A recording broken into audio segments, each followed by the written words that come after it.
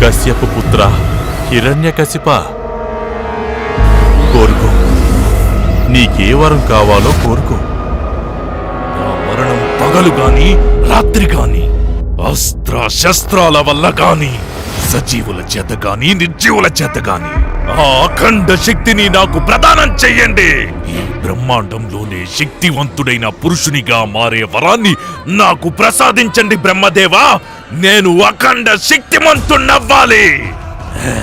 భగవాన్ విష్ణువుని వధించడం కోసం స్వయంగా నేనే భగవంతుడిగా మారవలసిన అవసరం ఏర్పడినట్లయితే ఈ హిరణ్యకశిపుడు భూమి ఆకాశాలను ఏకం చేసేస్తాడు.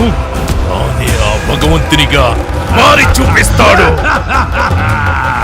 కాలచక్రం మాయ ఎలాంటిదంటే, అంధకార శక్తితో అల్లాడుతోన్న సామ్రాజ్యంలో ఒక పవిత్ర జ్యోతి వెలుగులు నింపేందుకు సిద్ధమవుతోంది. ప్రహ్లాద, ఒకే నామం మన జీవితంలో ఉన్న అన్ని కష్టాలకి సమాధానం. ఓం నమో భగవతే వాసుదేవాయ. కులద్రోహి! నేను ప్రహ్లాదునికి మరణదండన విధిస్తున్నాను.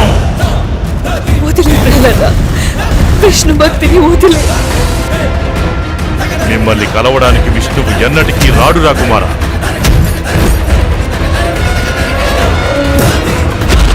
చేసి నాకు దర్శనమివ్వండి ప్రభు, నాకు దర్శనమివ్వండి.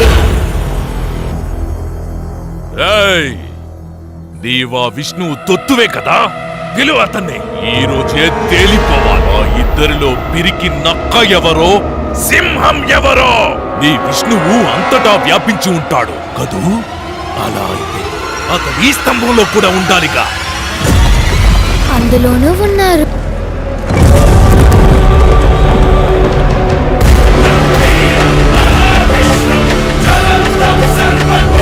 చివరికి నా ముందుకు రానే వచ్చా.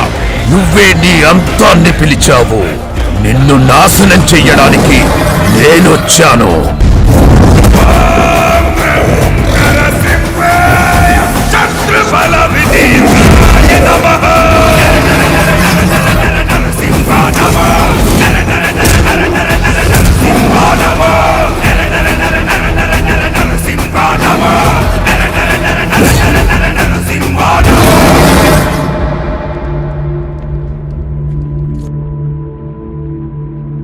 చూడు, నన్ను పిలిచావుగా, నేను వచ్చేశాను.